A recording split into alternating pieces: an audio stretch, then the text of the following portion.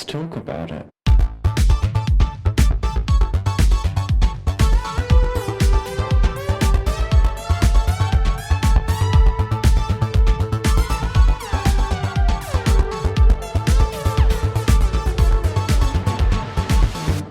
Hello and welcome back to another episode of Thicc Radio, the gaming podcast where we take a deep dive into gamer culture and everything in its orbit.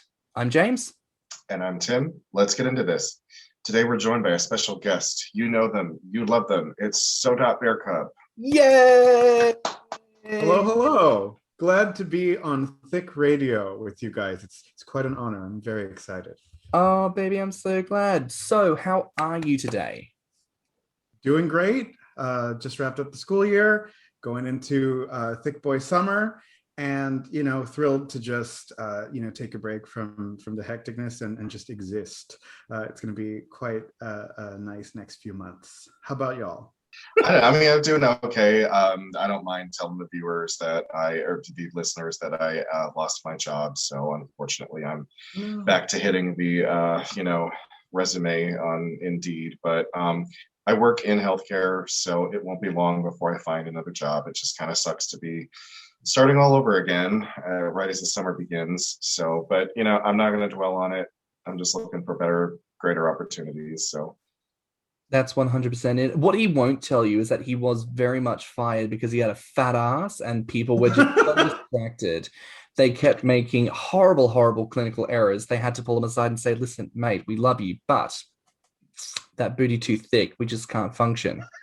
You want to know something funny that you're making a joke about? That's not actually what people literally got distracted by. And I didn't get fired for this reason. In fact, I don't even want that to become a rumor or anything, but I do remember one of the other nurses, I was walking up to the nurse's station and she kind of looks over at me and then she looks directly at my crotch. Dang, boy. So you must be packing down. I was wearing scrubs that, they were fitting, they were fitted, but they were still stretchy and everything. And I guess I just didn't consider being able to see the outline of my cock. Yes, they were scrubbing right up against your junk, it seems. Apparently. Good Lord, I don't want no scrubs except for the scrubs that Tim has worn on any given day. That's how the Lord goes. Thank you, Tim. Okay, TLC. Yes. Thank you. And listen, so I'm so glad to hear that you're going to be enjoying Thicc Boy summer, serving less beach body and more beached body. We'd love to see it. We'd love to hear it. Oh my goodness. Oh, absolutely. The more there is of me, the more there is to love. That's my operating philosophy right there. 100%. And it's quite funny, obviously a bit of banter there about, size and everything, but you're a different type of person. So you're a very different type of approach to the gaining aesthetic. You are what the children refer to as a muscle gainer. Yes, to some extent, at least. I don't know. I think of myself as very much a hybrid type gainer, but I think muscle gainer more kind of encapsulates what my goals are. Absolutely. Beautiful. I love that. And listen, I think it's really interesting because you sort of hear talk about muscle gainers like they're like they're a Pokemon in the Safari Zone. You know what I mean? Like with a low encounter rate, you're like a Chansey. I'll happen to once. Throw my balls in your face and maybe it'll work, but probably not. That's. Do you? It's a rare breed. It's a rare find on places like Grommr. Just to say to even have someone, because lots of guys they'll put muscle gainer as they're on their profile is what they're trying to do. I did that too, but let's be honest, I'm not trying very hard at it. Just to try to cast a wide net. But the actual I suppose statistic of true muscle gainers on Grommr must be much smaller. No, exactly. Yeah, by the numbers, there's not that as many proportionally. I would definitely agree with that. I mean, I suppose the first real question is, all of us fall into gaining because we sort of have that moment of looking at fatness as a general construct, and we go, I like that. I'd like to look at that more, please. And that obviously develops into gainer tendencies. How does that feature when it comes to a muscle focus? For sure. I guess when I go back and think about my interest in gaining in general, I can safely blame everything on Warren Davis. Everything that ever happened to me. And I feel like a lot of people can identify with that. And what's interesting about Warren Davis's drawings, right? It's a lot of fantasy. A lot of the proportions are extremely unrealistic, which is also part of, the draw, I suppose, the, fantastical proportions in size and shape. But I noticed that with Warren Davis Gainer art, as opposed to a lot of other Gainer art, there is definitely a lot of muscle going on underneath all of the thickness, the bulk, the roundness. And he really drew attention to a very specific type of gaining. It's kind of like the ex-jock type look, that clearly it's somebody with a lot of definition and size underlying all the thickness. And that's what I find myself most attracted to at the end of the day, both in partners as well as myself. That's not to say that that's exclusively all that I'm interested in, but that is definitely like a sort of front and center kind of a central interest of mine, if you will. No, that makes a lot of sense. I mean, Tim, you've got quite a little bit more knowledge of different Gainer references from around different periods. Do you observe much in the way of, I guess, muscle Gainer references necessarily, as opposed to just fat? I mean, from what I can remember from like earlier sites like Belly Builders, there were quite a few guys that were both gaining muscle and fat at the same time. Like SF Gut Muscle is probably one of the best examples that comes to mind, because like he was a bodybuilder, and even though he was putting on a lot of weight and growing his belly, he was still working out. So he was still building up all the muscle underneath the fat. So I mean, at one point he was just, he's just huge. Arms were huge and chest was huge, and it wasn't like flabby moves kind of situation. It was that, just solid sort of chest. And there were a lot of gainers I can remember like going on their profiles and seeing how their bodies looked. It was like, that's kind of what they were going for. And I mean, like I said, I think there's a healthy amount of guys on Grommr who list that as their thing too. So it's just, I think like So was saying that, Warren Davis kind of shaped how a lot of us, either go after a guy or want to look ourselves. So, I'd say that, yeah, there's quite a bit of that. That makes a lot of sense. I do wonder to some small degree, and maybe this is a bit, a bit of a macro concept to kind of go with. I do wonder if there's something to do with body positivity and fat acceptance, in an era when, perhaps obesity was a lot more stigmatized and there was a lot more negativity around it.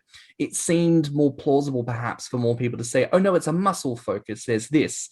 Whereas in 2021, where half of us got fucking fat just sitting at home courtesy of the pandemic, you can kind of safely assume that there are more fat related people than muscle focused. You know what I mean?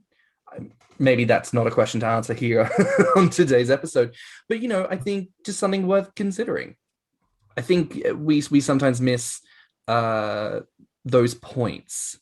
I think sometimes we forget to look at the sort of backstory of where things have come from that maybe informs where we're at today. I want to ask though, for you, how do you define muscle gaining? Yes, certainly. I don't define it very differently than other people might define, perhaps, I don't know, how would you call it, conventional gaining? Muscle gaining to me is, building one's body up and being interested, whether aesthetically, sexually, or perhaps a mix of both, to be more large and muscular. So not too distant from, the very mainstream type of gaining that we know, perhaps just a different central focus, right? Yeah, that makes a lot of sense. But when it comes to, like, say, your belly, which is kind of the money shot for most of us, when it comes to your belly, so do you want a big belly? Do you want it to be more firm, like that's quote unquote roid gut, which is kind of a thing on its own? Or, do you want it? Do you mind if it gets flabby? Like, I'm just trying to figure, like, I understand building up the muscles in the chest, the arms, the legs, the ass, all that stuff. But like, when it comes to the belly, how does that figure in? Oh, totally. I think it's a little different for each and every person. And even with gaining in general, right? Everybody has different goals and interests. So I think it's very individual. For me, I I like to keep certain proportions. And for me, gaining has very much been about, making sure, my chest is in proportions with my arms, it's in proportion with my belly, etc. And so I want everything to be big, and I'm excited to see how that will progress as I progress in my training as well as my bulking. So it's not so explicitly set out. I'm just kind of going with the flow, and so far I enjoy what I'm seeing and where things are going. That said, with the belly, I always try and make sure to not neglect my core, because I think that actually, in my case at the very least, and right, everybody's body is different in their genetics. For me, I feel like it gives like a nice amount of structure and a good bit of, what's the word? It's like a certain amount of like buoyancy, I guess, or it kind of pushes it forward. I've been told that, like, say, because back when I was actually trying to lose weight and be a bodybuilder, which was never going to happen, I had a personal trainer, and he was like, well, if you just do core exercises but you don't do any cardio, you're just going to push the fat forward. Yeah, exactly. And I don't mind pushing the fat forward by any means. I really like the structure, and having something underneath, I think, is a very pleasant texture as well. So that's kind of where things are going for me at the very least. I love that. That's a really clear vision of what you want for yourself and how you really perceive your own journey, which I think is really, really excellent. And, my next question, I think, maybe ties into this a bit. It's how does muscle gaining differ from typical gaining? And I think obviously there's the obvious, one sort of focus on fat, the other one's not. But absolutely, I really do get that sense that there are more of those intimate details, more of those small, slight differences that really showcase a difference in process. Like you say, for you, you've got this very clear vision of what you want your body to look like. And I think the difference there is often with typical gaining, you can say, oh, I want a big ass, I want flabby tits, I want this, I want that. But you're largely kind of left in the dark. It's mostly up to genetics, how absolutely, you're going to gain fat. So it's kind of like a roll of the dice. Whereas for muscle gaining, you do seem to have that sense of control where you can say, oh no, I want a super broad chest and a super snatched waist, and I want this and I want that. And you can create a program that really helps you to achieve the body that you want. Yes, exactly. And as I continue on my journey, I retool things every several months or so, based on what needs attention. If my upper body's doing great, but then maybe my calves need a little more work, then there's that. Or sometimes I might see a shot of myself and be like, oh, the hamstrings need a bit more attention. So yeah, it very much is a lot of control, and that's part of what I like about it. Call me a control freak. Several people have in bed too. No, I'm kidding. But you're absolutely right. It's there's a lot more. I guess you can really target your efforts, and of course, right, there's a lot of factors. What your genetics do and don't let you do. How much time, sleep, and nutrition go into that as well. But yeah, that I think is a very big difference between, I guess, more conventional gaining versus more muscle focused gaining. Absolutely. Sorry, 1 second. I'm just ow. Oh, I don't know if you can hear that. Like, can you hear that? Oh, what is that? That's my shoulder. Oh God, girl. She's been clicking since like before. I think once upon a time I fully lived my life being like, one day when I'm a gym person, I'll have someone who will be like, bruh, it's just like your left cardio and muscle out, bruh. I'll just realign that. Like, I don't know how gym people talk. I am a gym. Kind of like that. I mean, well, at least the personal trainers that I've had have talked like that. Yeah, you're not far off. I mean, listen, as a James, I'm a gym, so that's why I could never go to a gym, because it feels a bit incestuous. So like, that's just, it's never gonna pan out for me, it's not in the cards. Oh gosh, sorry. I did also want to ask, years ago, this kind of like online test went around for queers and for kinksters, where it was sort of like you could input your your proclivities, and it would sort of rate you. Would say, "Ooh, you're 97% switch, and you're 63% otter, and you're 28%, a blueberry pie." I don't know. Yeah, the kink alignment test or something like that. That's the one. And so that was my introduction to the concept of a bull, which I was so confused by. But obviously, that sort of come forward as this intersection between muscle and fat. People who are just physically enormous in every conceivable direction. Would you say that that's kind of the archetypal goal for a muscle gainer, or is that less so? Once again, I suppose it's hard to generalize. That's one of many people's goals, absolutely. For others, such as myself, I very much got into the aesthetic I like actually through looking at muscle bears specifically. Right, because especially being younger and not perhaps knowing as much of what I wanted or as much of what was out there, the first thing I gravitated toward was bears, because bears had bellies and they were big and often strong and fuzzy, and I like bears in general, right? And so for me, I guess a lot of my gaining could be understood under the context of like bearification, if you will.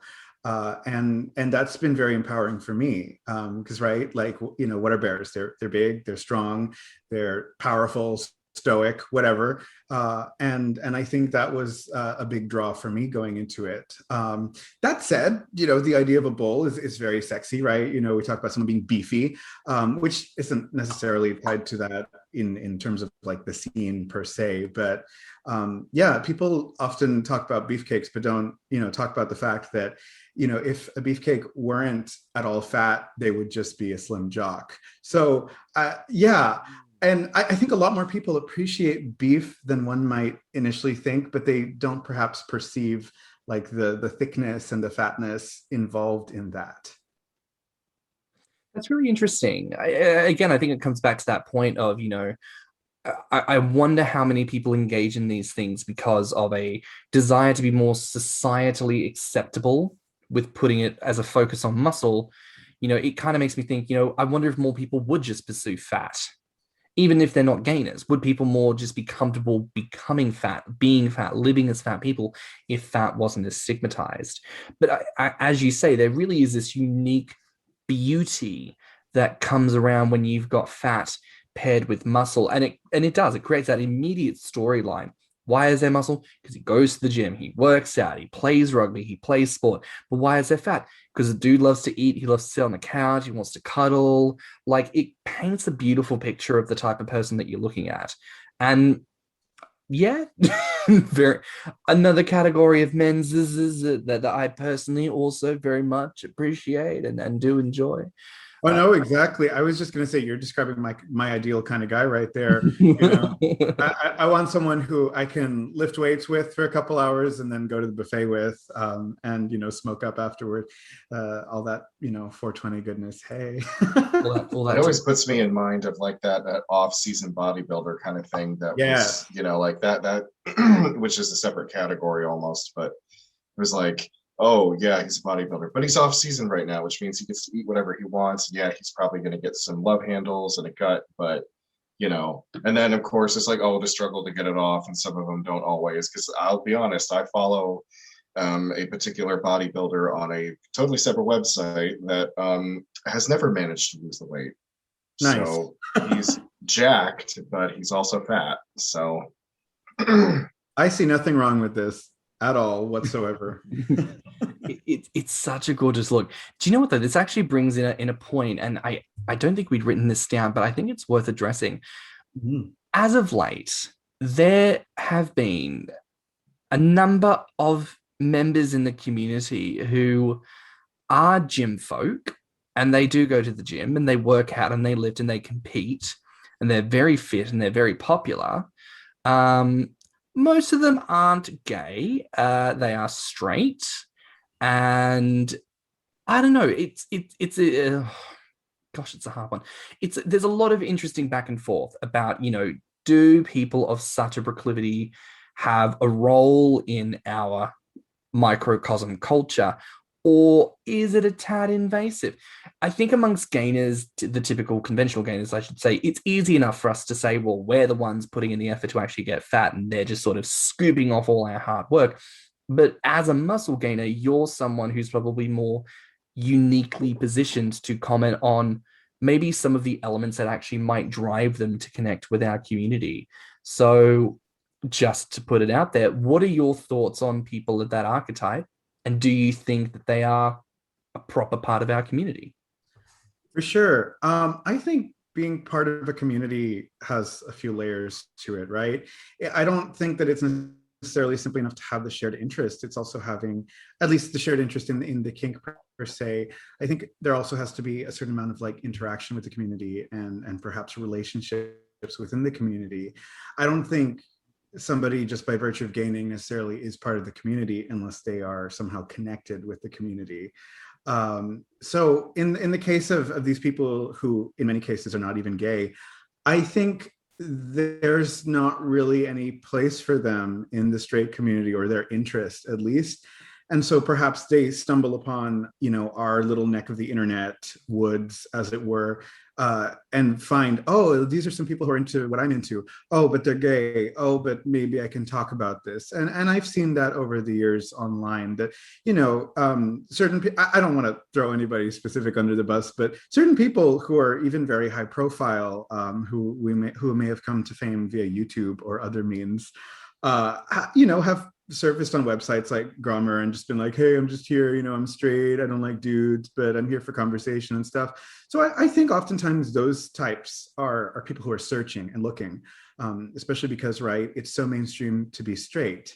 And, you know, being in a mainstream community like that, there's perhaps not as much diversity represented among personal interests and as far as like body modification and things go. Whereas in the gay community, that's rather typical, right? Twinks starve themselves to death, gainers stuff themselves to death, you know, muscle gainers lift and a lot of times eat. I mean, we're all constantly transforming. There's drag queens, you know, and a lot of gainers are drag queens as well, which y'all should totally do an episode on sometime. That would be thrilling. We have already done that. Yeah. Oh, you have? I need to check that one out then. Yeah, we did. Because over the years, I've befriended a lot of drag queens in the gainer community. And, you know, it makes perfect sense because all of us at the end of the day love a good transformation and a great reveal. Oh my goodness, 100%. There was actually a very well-known drag queen from LA who was messaging me once upon a time before she deleted her profile. Oh, Yeah.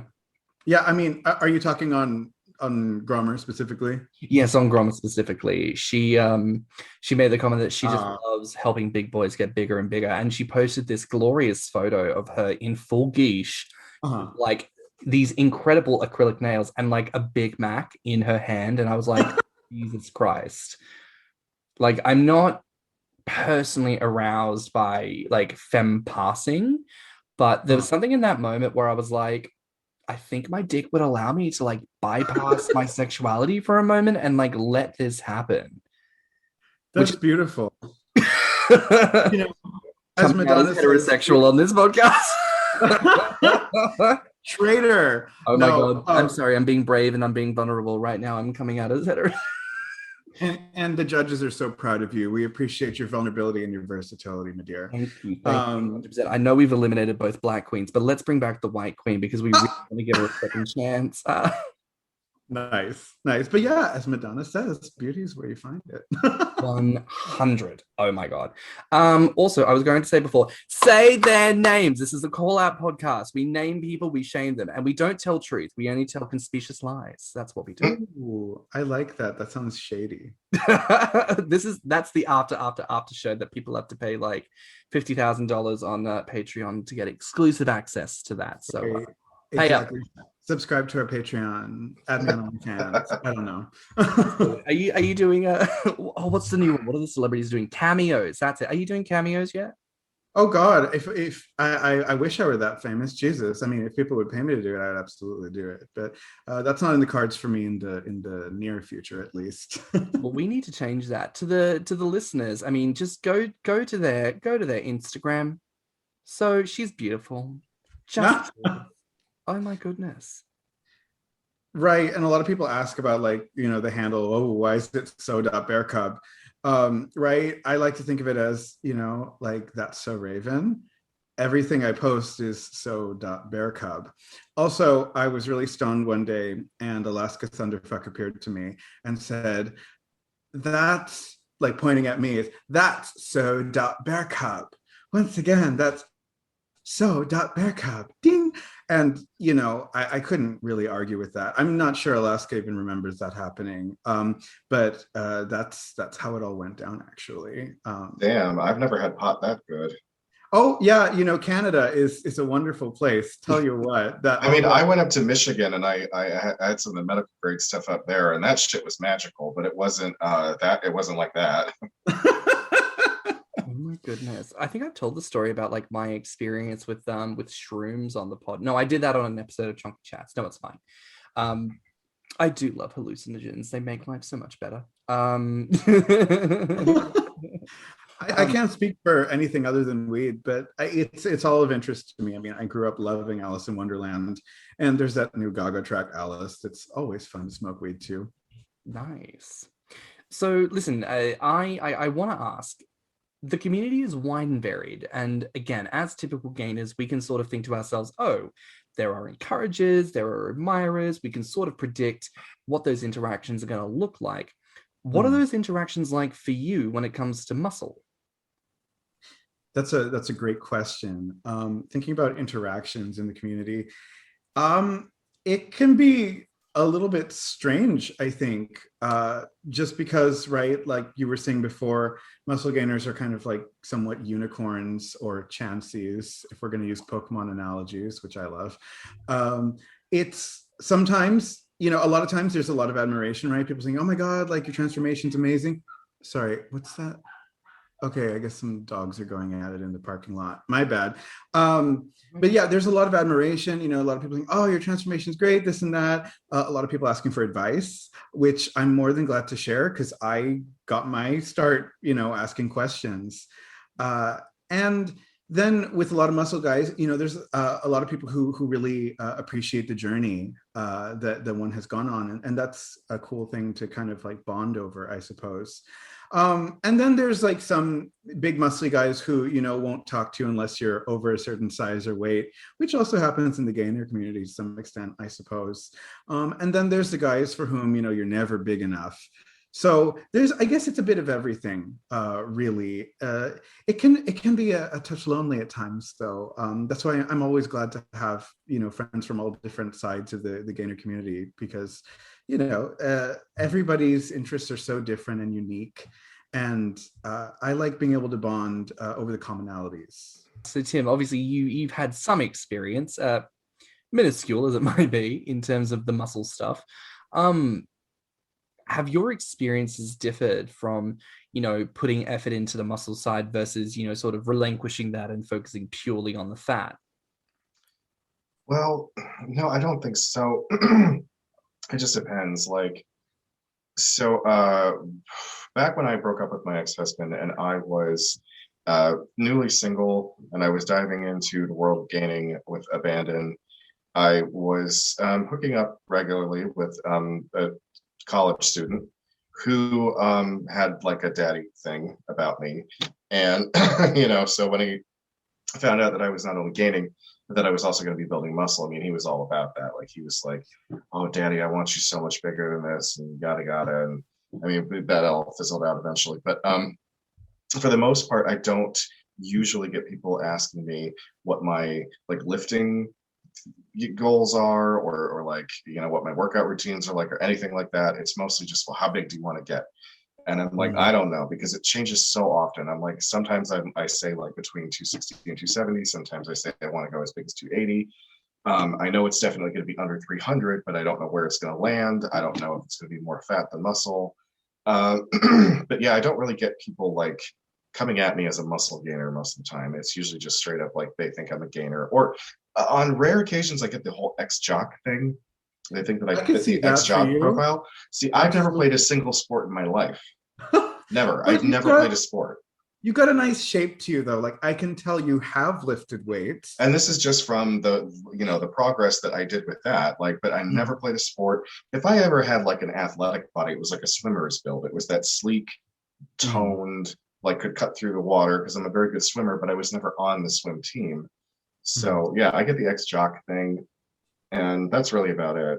I think it's interesting you mentioned gaining with abandon coming out of a relationship, because my whole gaining journey started as a result of, or was catalyzed by my breakup with my ex of 2 years back in 2018. And from that moment on, I was like, well, I don't have a big bear in my life, so I'm going to be my own bear and fuck everybody else. And honestly, it's that like kind of abandon where you're just like, I have nothing to lose, let's do this, really can change a lot in your life. So I totally identify with you on that point.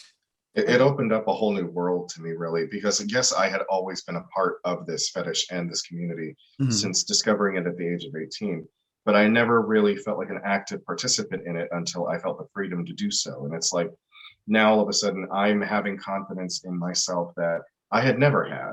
In my 20s when I was a Twinkie and I could wear any kind of clothing I wanted to, and I could take my shirt off in the bar and everyone would pay attention. Well, I don't want to sound like an arrogant asshole there, but people would pay attention. Never felt confident, not once. Always wanted to if I got drunk enough, I could fake it. But the real, there was always a part of me that wanted to run away and hide in the corner. Now since putting on the weight and just accepting who I am, like total 180 on my confidence level, I feel so much better about myself. Yeah, it's remarkable how much more comfortable in your own skin gaining can make you feel. And that's something that I definitely found myself. As a former anorexic, even back when I was 125 pounds, I still didn't feel comfortable taking my shirt off in public places. And right, you're not going to do this in a Chili's, for instance, but right, at gay, especially at gay events or raves, like I did a couple times and I just did not feel at ease. Whereas now I'd just be like, hey, what's up? Like, with the harness and all of that. Yeah. Yeah, I'm a leather man too, so. Oh, very nice. See, I appreciate leather accessories, but it does nothing for me in the pants. I would wear it, sure. I think it's stylish. Absolutely, the aesthetic is gorgeous. I actually want to ask you a question. So, you said something earlier that kind of struck a chord with me. You said sometimes the experience can be quite lonely. Yes. And I find that so fascinating because I think it's worth pointing out the obvious. In terms of what's socially acceptable, what you're doing is never going to get anyone to bat an eyelash. People will look at you and go, oh, you are working on yourself. We're so proud of you. Look at you. You're so confident. People will look at me and go, what the fuck happened? Do you know what I mean? Because that's the typical societal thing. And, in many ways, that's just one of the big cultural differences, I think, between conventional gaining and muscle gaining, is that you guys are going to have that kind of accessibility a little bit more open, which is why I find it fascinating, that commentary of sometimes it can feel lonely and therefore isolating. Where does that come from? That's a great question. Maybe that's more personal because I've been in a more isolated chapter of my life. And of course, who hasn't been as of the last years with the Panini, the Panda Express, whatever you want to call it. If we don't say that, do we say the P word on this podcast? We do, pandemic. Yes, since the pandemic, things have been very lonely for a lot of people. So maybe part of that is my own experience, but just over the years, I've been able to find infinitely more like gainers of the more mainstream variety, I guess you could say, than muscle gainers per se. It's a lot rarer to find somebody with my same interests and goals in mind.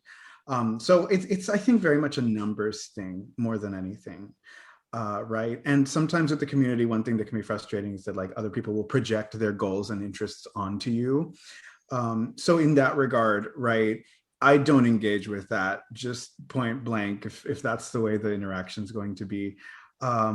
So I guess that is perhaps my explanation at the very least for why it's been lonely to some extent. Not that I'm hating. I mean, the work at the end of the day is mine to do, right? That's between me and the gym.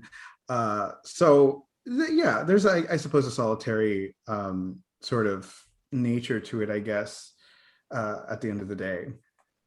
But then I think, as you say, your own personal desire is to find someone who you can do that time at the gym with, so it's not a learning experience, and then you can have all the fun stuff afterwards.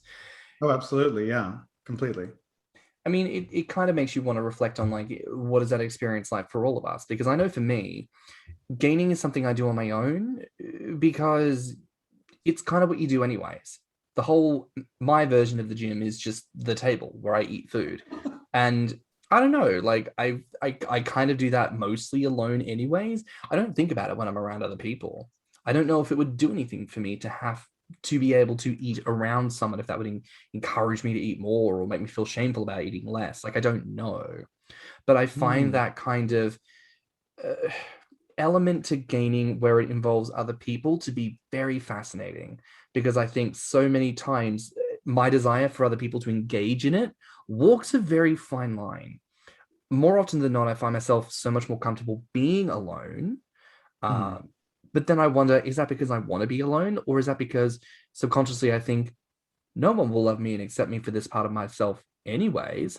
Perhaps if I'm alone, like, I know that I can at least do this and not be judged for it. Like, I don't know. Tim, what have your experiences been like? Well, it varies. I mean, when I've been around other gainers, like I've been in group settings with other gainers where we were eating, and I don't know if they necessarily made me feel like more inspired to eat or not. Like and this was, back when I was first starting out gaining, so my capacity wasn't as what it is right now, which is still not amazing, but it was even worse back then. So I don't think that I ate like more just because they were there. Now with one-on-one feedings, I've accomplished things pretty well. So I like that interaction personally. Like, it's been quite a while since I've been fed, and I'd like to have it happen again. But that to me is much more like where I do the best. Is a one-on-one type of situation. And because I've had the fortune of knowing experienced feeders, it's usually always been very productive. So does that answer your question? Because I just totally lost what the actual question was. No, it made a lot of sense. Sorry, I realized you were going to say something before, so I apologize. Oh, well, I just wanted to ask you, gentlemen, since we're talking about like dynamics with others and gaining, have y'all been to many like Grommr or community type events? And what was that like, I suppose, if we're talking about it? For me, it didn't really do much. It was just interesting to engage with other people. But, gaining specifically, maybe not so much in the moment. I mean, I remember my first one was actually here in London, and it was when I was visiting back in 2017. I found it so fascinating. In Perth, where I'm from, there were maybe like 2 other gainers, and they're dating each other, So it's like there was no community. There was just, do you want to grab a drink sometime? Yeah, sure, I guess. Like, it was very that.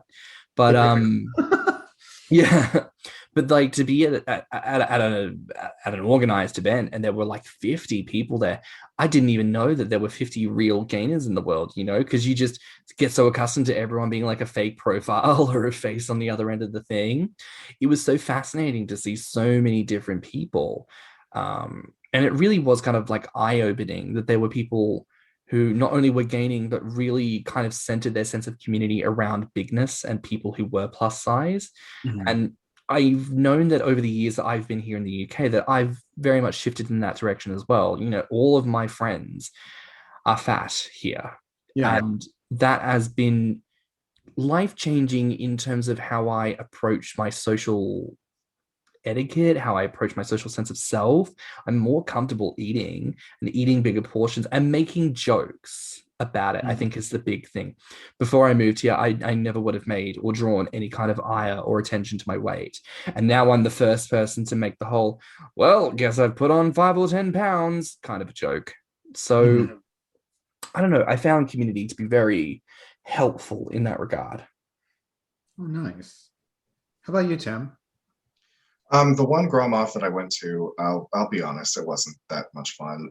It was kind of an awkward situation. I think it was a lot of people meeting for the very first time. So it was kind of like nobody really knew how to talk to each other.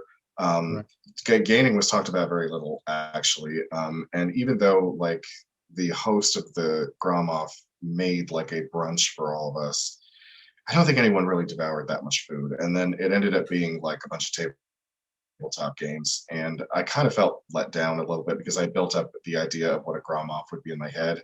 Right. However, now there is a leather event that happens here in Cleveland every year. It hasn't happened the last 2 years because of COVID, but prior to that, I would go to that event, and a friend of mine from Indiana who is a feeder he and I would co-host a class on gaining and encouraging. Oh, wow. Like an open forum kind of thing. Yeah. And so just to be in front of an audience of strangers and be that open and exposed about my fetish. And of course, I'm shirtless. I was wearing like one of those leather vests that doesn't like come all the way across, or what I'm talking about. Mm-hmm. Absolutely. That and a pair of camo shorts and my boots, and just sitting there talking very casually about it. And then he funnel fed me in front of them. And, so like that was awesome just because it was like, I was in control of the situation. Like, I know it sounds like being the one funnel fed, I was in the sub position, but it was my choice to do all of that. So I actually felt really empowered to be there and to be doing all of that. That was great. I can't wait to get back to doing that again once fucking Rona has left the building. So. Oh, wow. No, that's certainly exciting and different. Oh, yeah. I think it's good for people to learn about these things and be more informed, because it's entirely possible there's more people who are into it than we may ever think, right? There's a lot of stigma and shame surrounding these things. In fact, I'm pretty sure at the last one that we did before Corona came around, we converted one person in the audience, I think. Oh, you proselytized. I don't know if a 100% happened, but the conversation that he had with me after the class was over, he's like, I think so. Like, he was kind of wishy-washy on it, but I was like, I bet you're going to ruminate on this for a while. I do want to ask, obviously we have a lot of open conversation about, well, actually, I don't think we do. Gainers have their own health problems to do with food and health and diet and, junk food and beatus and all the other kind of things. Right. Because we don't talk about it, and we are going to on an episode about healthcare that's going to be coming up hopefully very soon.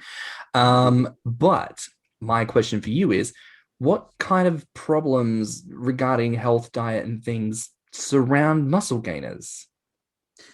Yes. So for muscle gainers, gosh, of course, I can only speak from my own experiences and perspectives.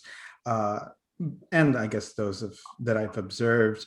High blood pressure, definitely a thing, especially when you're bulking. That can definitely be a health issue that one encounters while muscle gaining. Then of course there's the whole issue of steroids, right? That's huge for anybody and everybody interested in muscle in any form or fashion. And that also figures into mental health, right? And even for those who don't partake, oftentimes you question, well, should I do this? Do I need this? Will I be better off for having done it? And a lot of times those who go natural, like myself, I'm natural as of now anyway.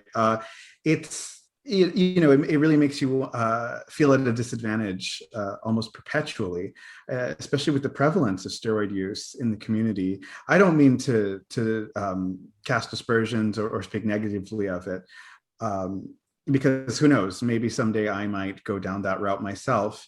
But as things go right now, for me, that's not necessarily on the table, just given where I'm at in life and what I'm doing.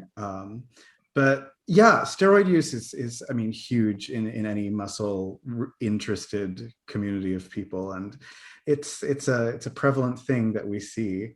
I feel like a lot of times it's often perhaps glamorized, and we don't see the downsides of it, right? As works with social media, but I can't really speak to it from my own experience, at the very least. No. I'm curious. So in the muscle gaining community, or maybe in the bodybuilding community, however you're connected, have you seen many people using synthol? I don't know. I don't believe I have, but it's not to say that I haven't seen it. I just suppose I don't see as much talk about the use of synthol. And because I mean, I have heard of like people, using fillers in different parts of their bodies and things, but that's not, I guess, so much an attraction in my corner of the woods. Yeah, I was just wondering because I know that like for the people out there who don't know what synthol is, it's a kind of oil that you can inject into your muscular tissue to plump it up and make it look bigger. Mm. And that's not too far off from what some like corner of the gainer world does with saline infusions, and even so far as like some body modifications with liquid silicone. Right. So, like if since we were on the topic of health, I wanted to know, like, had you seen anyone use it? Because synthol and steroids are two things that kind of haunt those who are trying to put on a lot of muscle and look bulky. Right. No, for me, it's more been people using steroids than anything that I've encountered. And I mean, to their credit, they look awesome. I'm not nearly informed enough on that subject, I don't think, to go into it with any sense of like confidence. have you been made aware of all the negative side effects of steroid use? Oh, absolutely. And I mean, anytime I brought it up to anybody in or out of the gaining community, that's the first thing that comes up in the conversation, right? And I suppose one has to think of the trade-offs, what one wants versus what one is willing to risk. And it's a complex discussion, right? Some people just go for 1 or 2 cycles. For some people, it's a way of life. Once again, it's very hard to generalize about these things. Definitely. But I do think it's good to bring up that there are problems and there are things that can affect different people, because again, I think it comes down to that whole social media. We glamorize, we don't talk about the negatives, we don't talk about the risks. And that is one of the points in the podcast is, we really do want to shine a light on all the nooks and crannies, even if they're not that pretty, because things can't always be golden and everywhere's got its own problems. But keeping things in the shadows and not talking about things, it really does feed into the problems that eventually consume people and kind of substantiate those negativities. So to kind of continue on that track, are there any other problems that you think plague the wider muscle gaining community, maybe different areas and different subjects? For sure. I mean, I think perhaps the biggest one is mental health, actually. Yeah. As in any community that's interested in size, there's perhaps a prevalent obsession that, it's never enough. And that can really mess with your head. That's certainly made its way into my psyche at different times. And I've let it get the best of me, perhaps when I shouldn't have in different situations. But it's interesting when, the people's visual goals correlate with their sexual arousal. And, especially being in a community of men who have sex with men, right? We're egging each other on. It's like, oh, you need to be bigger, this, that. And, the fantasies can get very intense. And sometimes, you can get down on yourself for like, oh, why am I not that much bigger, in this period of time and blah, blah, blah, blah. And so it's I think the mental health aspect of it is not really talked about enough, and the fact that there's a lot of expectations that oftentimes make people feel like they're falling short, which perhaps may have propelled them toward the use of things like steroids or synthol. That makes a lot of sense. I do want to ask, and again, you can only speak for your own self. Do you feel like muscle gainers are a real part of the wider gainer community, or would you say that you guys are more aligned with bodybuilders? Definitely would say they're part of the gaining community. And a cool thing about muscle gainers is that oftentimes they do like the big fat boys who like to gain. And, while it might not be that individual's goal, they can certainly oftentimes, and many times do appreciate other guys getting bigger, and often, even date other people in the community. And I think that's a cool way that things go. It's an interesting relationship that you often see these muscle guys who follow, gainer accounts and appreciate that. And I think that's a very interesting dynamic between the two types of gainers. I have to admit that I'm very fascinated by guys like that because, right? Okay, so like I'm followed by a couple of guys like that. that aren't really even they're not trying to get fat either. They're just straight up like they're trying to be bodybuilders or gain solely muscle, and they look like they're Calvin Klein underwear models. They're just ripped, and they've got they're always in tropical locations too, which it's like, why are you always in the tropics anyway? But so and they'll comment on my pictures or send me something on my story and everything, and I'm just like, how is a guy that looks like you into a guy that looks like me? Yeah, it's surprising, isn't it? How is that possible? It's like, I don't know, because I've been trained by society that guy looks like me doesn't get guys that look like that. Right. And they're so out of my league. I know, and that's so fucked up that I've been trained to think that.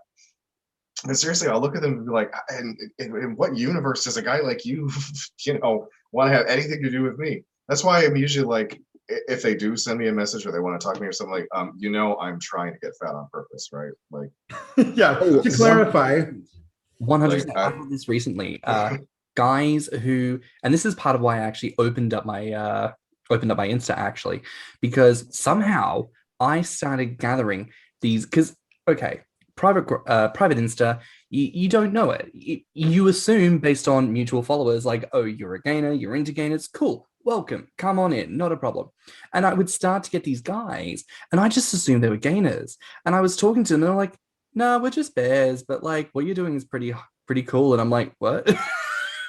My mind was blown. I was like, people who aren't like sexualizing the construct of obesity are like cool with my goal of obesity.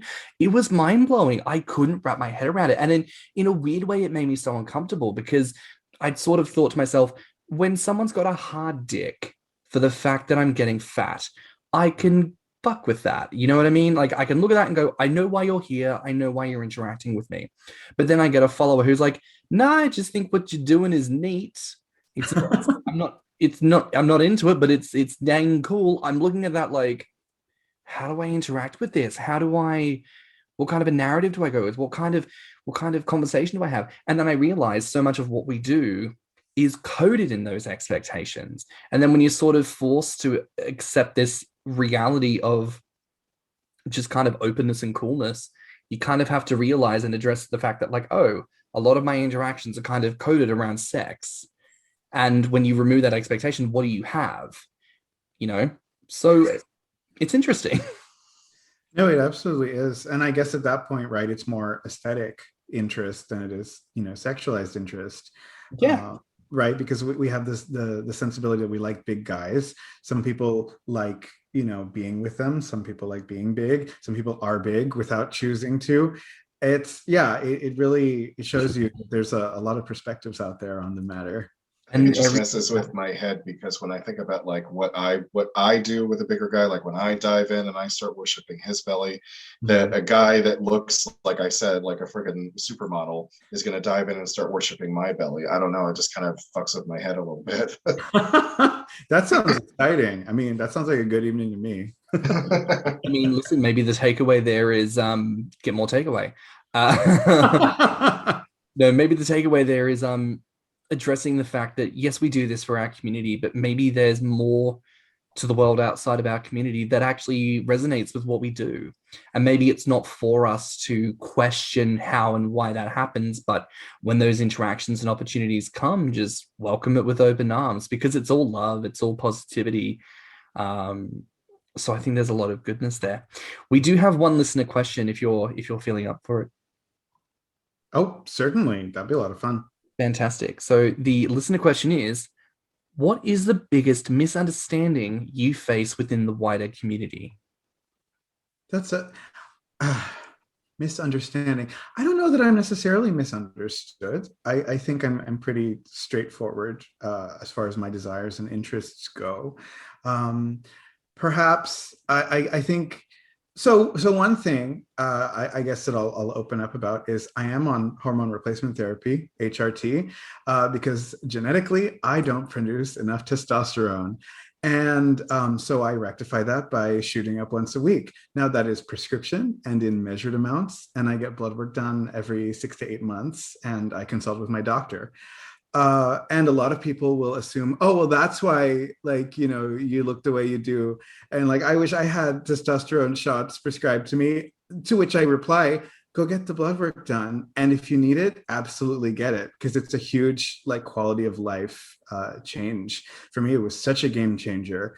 But I was also suffering from side effects like chronic fatigue and not being able to bounce back from workouts and just feeling like shit in general. I had all my secondary sexual characteristics, and that's the first thing people ask about.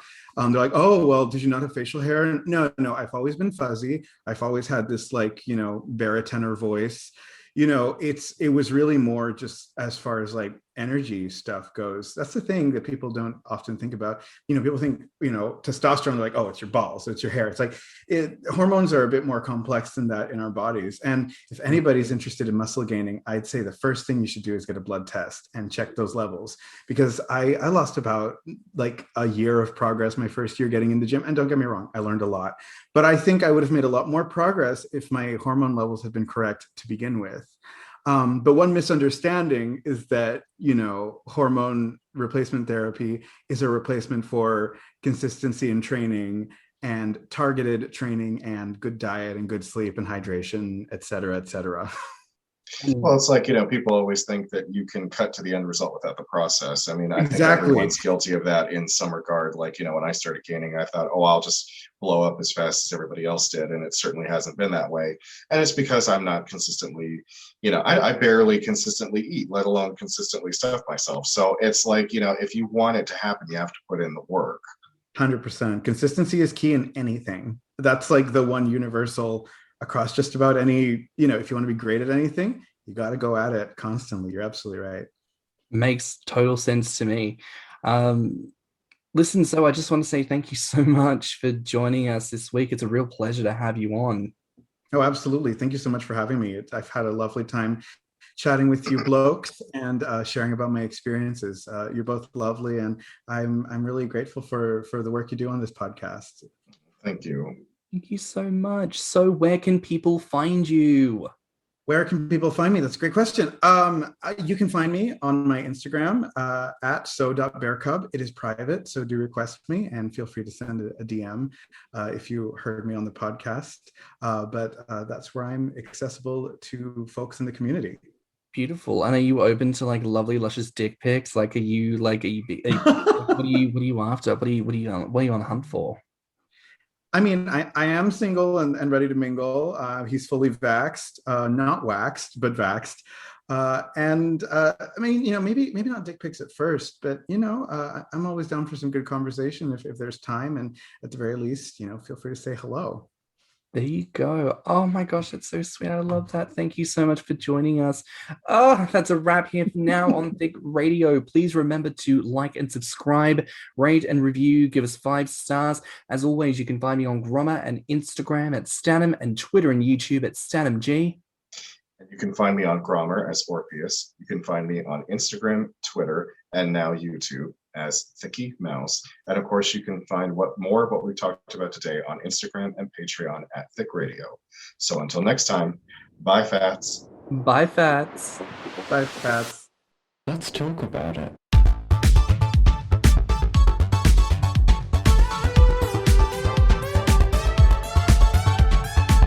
Thicc Radio is a Patreon and Anchor app podcast produced by Stan and Thiccy Mouse. Mixed and mastered by stannnum. Our artwork is provided by Lokitu. Our theme song is provided by Spotify.